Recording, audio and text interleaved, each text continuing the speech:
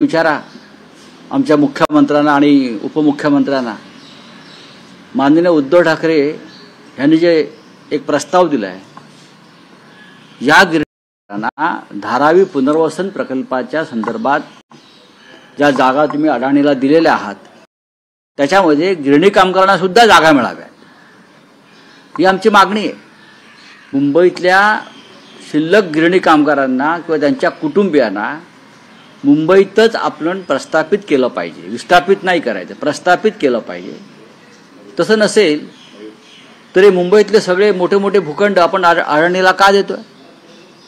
धारावी संदर्भात त्यांना आपण टीडीआर दिलेला आहे, धारावीचा इतका मोठा भूखंड दिलेला आहे। याशिवाय मदर डेअरीपासून दैसर मुलुंडचे टोल नाके, डंबी ग्राउंड, मिठागृह असे अनेक भूखंड त्यांना दिल्यावर हे कोणत्या धनदानग्यांसाठी आहेत?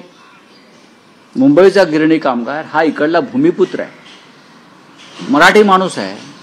आमची मागणी कायम राहील की यांना मुंबईच्या बाहेर न टाकता यांना धारावी पुनर्वसन प्रकल्पात सामावून घेतलं पाहिजे मुंबईत किंवा मुंबई उपनगरामध्ये। आणि यासाठी तर हा मराठी माणसांचा आवाज आहे। शिवसेना पक्षप्रमुख उद्धव ठाकरे या मोर्चाला शेवटी उपस्थित राहतील, जी सभा होणार आहे तिकडे ते मार्गदर्शन करतील।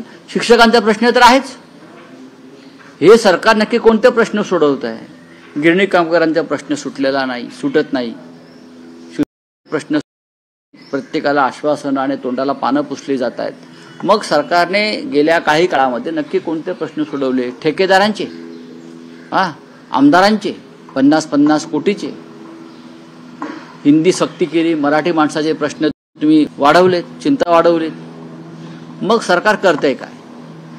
हा एक गंभीर प्रश्न या राज्यापुढे उपस्थित झालेला आहे। गिरणी कामगार आणि शिक्षकांच्या आंदोलनाला माननीय शिवसेना प्रमुख उद्धव ठाकरे यांनी पाठिंबा दिलेला आहे, सक्रिय पाठिंबा दिलेला आहे। आजच्या मोर्चामध्ये आमचे सचिन अहिर, इतर सगळे शिवसेनेचे प्रमुख त्यात सक्रिय सहभागी आहेत या मोर्चाच्या आयोजनामध्ये।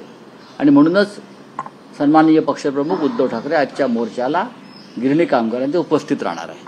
आमदार संजय गायकवाड यांचा व्हिडिओ समोर आला, त्यांनी